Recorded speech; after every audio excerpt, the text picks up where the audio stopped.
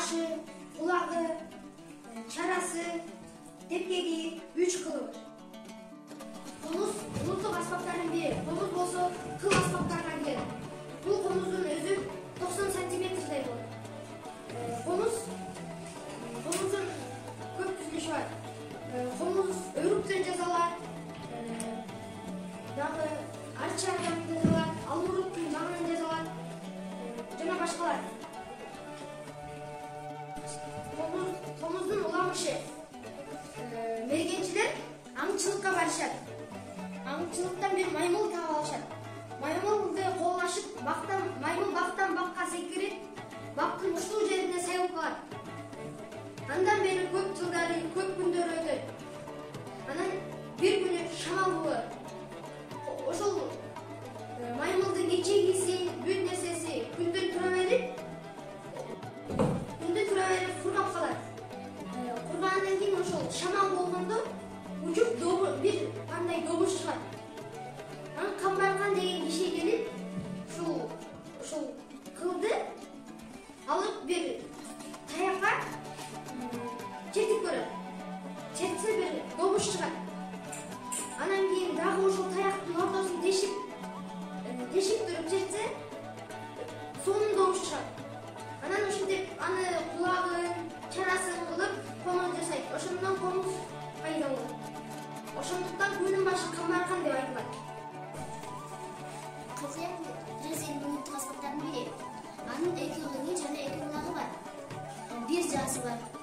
Мунун кылы аттын жанынан же куйругунан жасалган. 120-130 тары. Мунун капкагы бул топостун терисинен жасалат. Башка жаныбарлардыкынан жарабайт. Бул комуз эле каты жыгачтан жасалат. Бул жаасы болсо табылгадан жасалат. Чопочо кыргыздын улуттук музыкалык аспабы. Чопочо бул үйлөнмө аспаптардын бири. Чордун арымдуу, аны эс алдыруучу кайыктары адамдар жүрөгүнөн күнөп тапкан.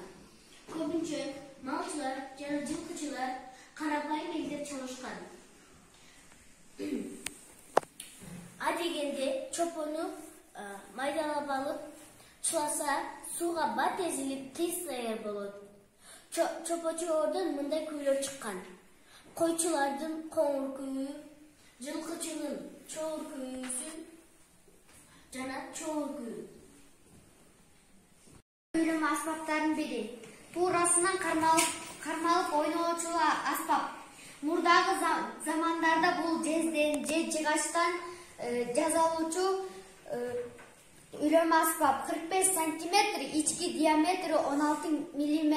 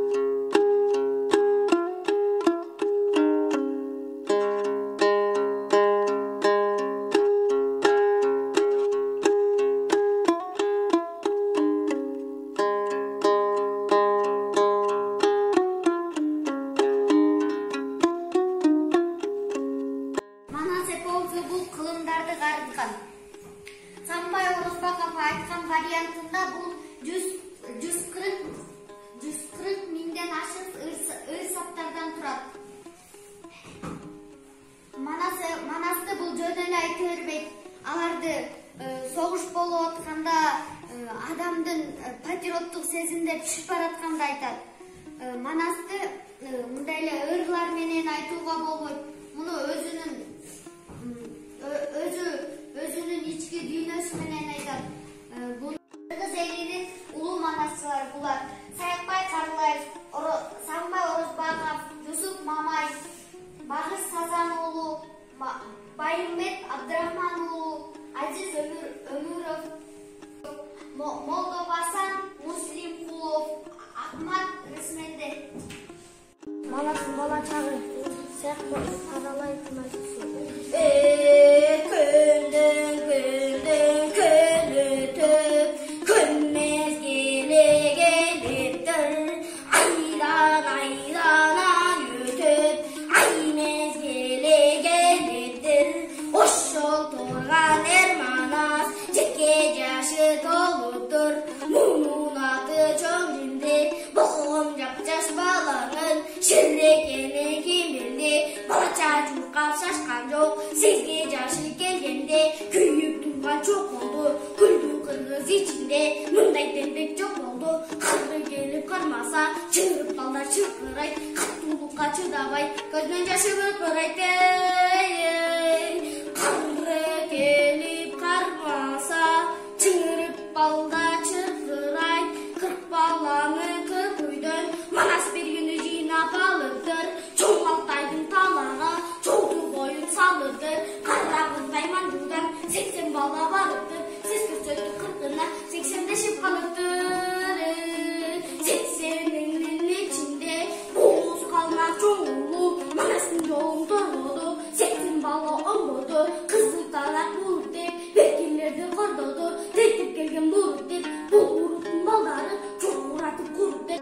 80 балага чыктыр, 40 балага асылып, далайынын 40-нын тизесин жерге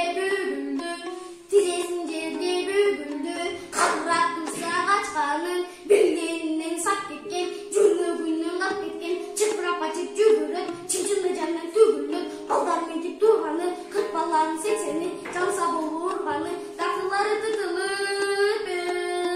Балдар ыйлап бойлоп, Манас балдар ыйлап бойлоп, Манас урап калмактарды койколосо болгон жок, кара калмак болгон жок. Кой деп турса Манаска, жеткен балдар жеткени, жетпей чокмор төтмүштүм. Булактын башына тийип өткөнү, жетти чокмор жегенде кыдырдата карабай, кыран согуш көрсөттү. Кылча жанын аябай, тегерегин карабай, тепкелешти көрсөттү. Тегеле жанын аябай, майлагомудай жүздөнүп, көгүн турат көздөнүп, өрттөй көзү бек жайнап, каны бою чыңгармап, калайыкты башка тийиш, калайыкты кашка тийиш, кашкай чыгып алыптыр. 40 балага деп болуп 40 баштап оңдодуп, кызыкмыштар салыптыр.